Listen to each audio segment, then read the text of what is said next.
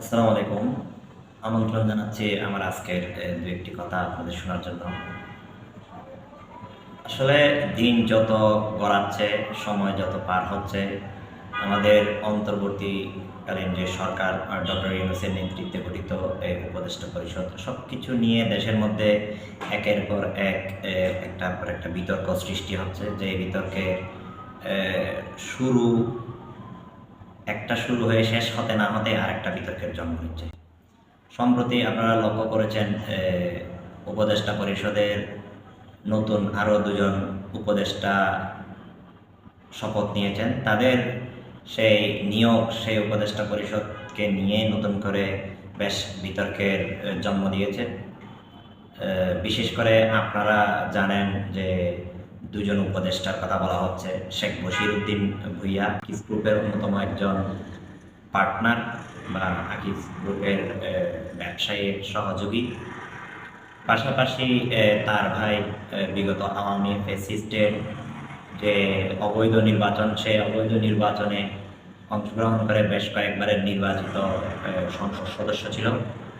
তো তার নিয়োগ এবং আরেকজন উপদেষ্টা সংস্কৃতি মন্ত্রণালয়ের, যাকে আমরা বিশেষ করে চলচ্চিত্র নির্মাতা হিসেবে চিনি, নাট্য চলচ্চিত্র নির্মাতা মুস্তাফা সরোয়ার ফারুকী, তার বিষয়েও বেশ বিতর্কের জন্ম নিয়েছে।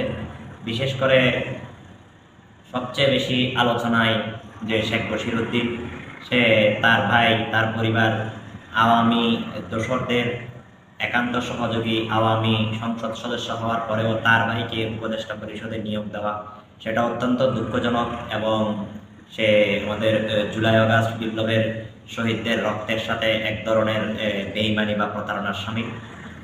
পক্ষান্তরে মুস্তাফা সরোয়ার ফারুকীকে নিয়েও বেশ বিতর্কের জন্ম নিয়েছে। আপনারা একটু লক্ষ্য করলেই দেখবেন মুস্তাফা সরোয়ার ফারুকীর বেশ কয়েকটা পোস্ট একটু দেখেন। এই যে মুস্তাফা সরোয়ার ফারুকীর ব্যাপারে বিভিন্ন ধরনের বিতর্কের জন্ম নিয়েছে, সেটারও সত্যতা যথেষ্ট। পাশাপাশি সে বিগত আওয়ামী সরকারের আমলে শাহবাগীদের যে আন্দোলন গণজাগরণ মঞ্চ ছিল, তাদের সাথে কণ্ঠ মিলিয়েছে।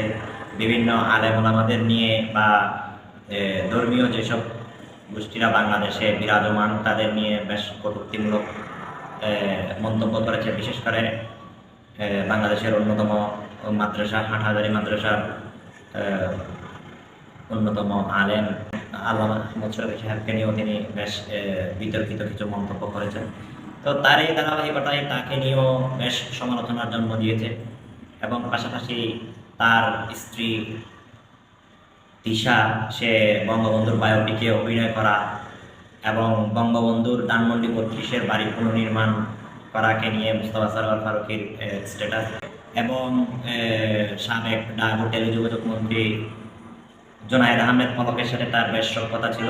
সবকিছু মিলিয়ে জনগণের যে দাবি, এই উপদেষ্টা পরিষদে এই দুজন উপদেষ্টা নিয়ে যে জনগণের যে বিতর্কিত মন্তব্য, প্রত্যেকটাই যৌক্তিক এবং প্রাসঙ্গিক।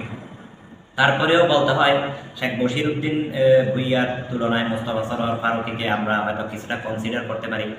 কেননা সে জুলাই আগস্ট বিপ্লবে বেশ কিছু স্ট্যাটাস জীবনের ঝুঁকি নিয়ে ছাত্রদের পক্ষে দিয়েছিলেন। যদিও সেটা মুখ্য বিষয় না, আমরা অনেক কিছু চিন্তা করে জাতীয় ঐক্যের স্বার্থে অনেক কিছুকে কম্প্রোমাইজ, স্যাক্রিফাইস করতে হচ্ছে আমাদের। সেক্ষেত্রে আমি মনে করি দেশপ্রেমিক এবং সাধারণ জনগণের পক্ষে এবং দেশের জন্য কাজ করবে এমন একজন মানুষ হয়তো হতে পারে মুস্তাফা সরোয়ার ফারুকী। আপনারা একটু বিশেষ করে লক্ষ্য করেন, আমাদের যে ইনভেস্টিগেশন জার্নালিজম করে জুলকারনাইন সাহের ভাই, তার একটা লম্বা একটা পোস্ট, একটু ধৈর্য নিয়ে একটু পড়েন, অনুরোধ করছি দেখেন। মুস্তাফা সরোয়ার ফারুকীকে নিয়ে ওনার যেসব মন্তব্য, সেই ক্ষেত্রেও বেশ কিছু যুক্তি উনি উপস্থাপন করেছেন।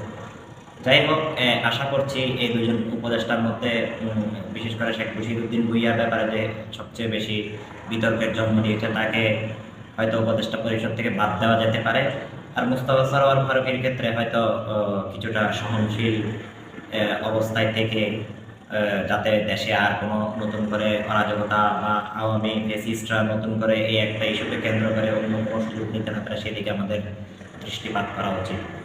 পাশাপাশি আরেকটা বিষয় সম্প্রতি আমরা লক্ষ্য করছি, আমাদের জুলাই বিপ্লবের অন্যতম মহানায়ক দুজন আসিফ এবং নাহিদ, বিশেষ করে নাহিদকে নিয়ে একটা বিতর্কের জন্ম দিয়েছে যে জগন্নাথ বিশ্ববিদ্যালয়ের একটা ক্যাম্পাস নির্মাণের যে ঠিকাদারি প্রতিষ্ঠান, তাদের কাছ থেকে কাজ নিয়ে সেনাবাহিনীর হাতে সেই কাজ দেওয়ার যে একটা প্রসঙ্গ, সেটা নিয়ে একটা বিতর্কের জন্ম দিয়েছে।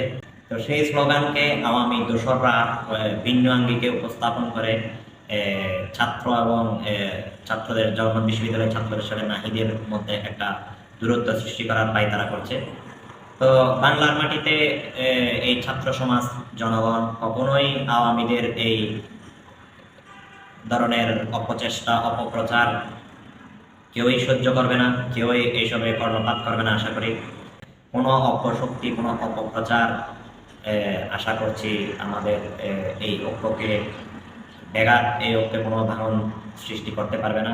পরিশেষে একটা বিশেষ অনুরোধ থাকবে সকল রাজনৈতিক দলগুলোর প্রতি, জামাত, বিএনপি বা আওয়ামী বিরোধী সমমনা জামাত, বিএনপির সাথে লেজুর ভিত্তিক আরো যত রাজনৈতিক দল সমূহ আছে, গণ অধিকার পরিষদ বা আরো আদার্স যেসব পলিটিক্যাল অর্গানাইজেশনগুলো আছে, সকলের আসলে এখন সবচেয়ে বড় বিষয়টা হচ্ছে ঐক্যমত বজায় রাখা, ঐক্যটা ধরে রাখা।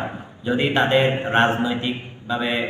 রাজনৈতিক দলগুলো ছাত্রদের সাথে মিলে এক ধরনের একটা ঐক্যের প্ল্যাটফর্ম ধরে রাখতে পারে, তাহলে আশা করতে পারি আমরা বাংলার মাটিতে ইনশাআল্লাহ পতিত সেই স্বৈরাচার আওয়ামী লীগের আর কোনো স্থান হবে না। আশা করি আপনারা সবাই আমার সাথে একত্রতা পোষণ করবেন। ধন্যবাদ, ভালো থাকবেন। আসসালামু আলাইকুম।